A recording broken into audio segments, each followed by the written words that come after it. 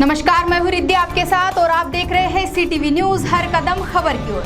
तो आइए अब नजर डालते हैं आज की ताजा सुर्खियों पर। आपके पसंदीदा खबरें फटाफट। चंद्रपुर जिले के 350 ग्राम पंचायत फिलहाल अंधेरे में है क्योंकि बिजली बिल अदा ना करने पर महावितरण की ओर से इन 350 ग्राम पंचायत की बिजली काट दी गई है।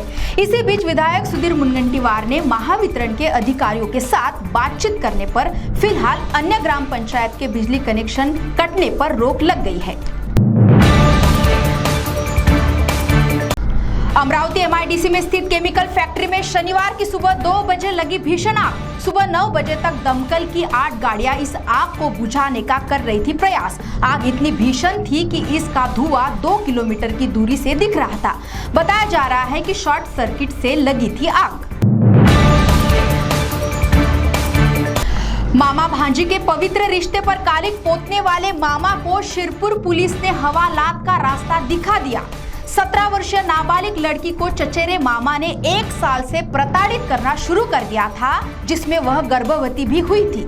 चंद्रपुर जिले के राजूरा का रहने वाला 38 वर्षीय प्रशांत ने अपनी ही भांजी का लैंगिक शोषण किया।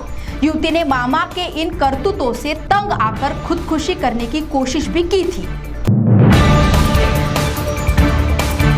वनी के बस स्थानक से लापता हुए स्टेट बैंक ऑफ इंडिया के मैनेजर अकोला में मिले। अपनी पत्नी को वनी से चिमूर की बस में रवाना करने के बाद उनका फोन स्विच ऑफ हुआ था। बैंक के कर्मी तथा परिवार के सदस्य भी उन्हें ढूंढने में लगे हुए थे। बस स्थानक के पास उनकी मोटरसाइकिल भी लावारिस अवस्था में पाई गई थी। जब उनका फोन शुरू हुआ तो पता चला कि वह अकोला में है। गौरतलब है कि जब वह लापता हुए तो बैंक का ऑडिट चल रहा था।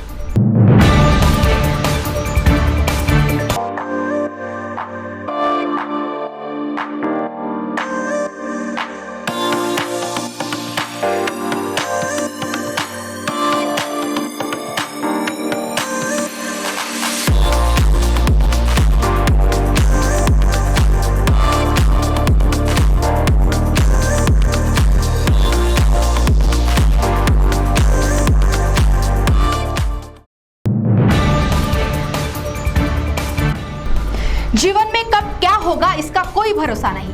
ऐसा ही एक वाकया नागपुर में देखने को मिला। नागपुर मार्ग से जाने वाले बांग्लादेश के हवाई जहाज के कैप्टन को आसमान में उड़ रहे हवाई जहाज में ही हार्ट अटैक आ गया। जब सहयोगी कैप्टन को ये बात पता चली तो उसने हवाई जहाज का कंट्रोल अपने हाथ में ले लिया और नजदीकी नागपुर एयरपोर्ट से संपर्क करते हुए हवाई जहाज को नागपुर एयरपोर्ट पर लैंड करने की इजाजत मांगी। पिछले कुछ दिनों से विदर्भ और राज्य में बारिश आग मिचोली खेल रही है, जिसके कारण अभी भी कई जगह सूखा नजर आ रहा है। ऐसे में मौसम विभाग द्वारा एक सुखद खबर आई है कि सितंबर महीने में मानसून फिर से सक्रिय होगा। अभी भी कई बांधों में 60 से 70% पानी बचा हुआ है।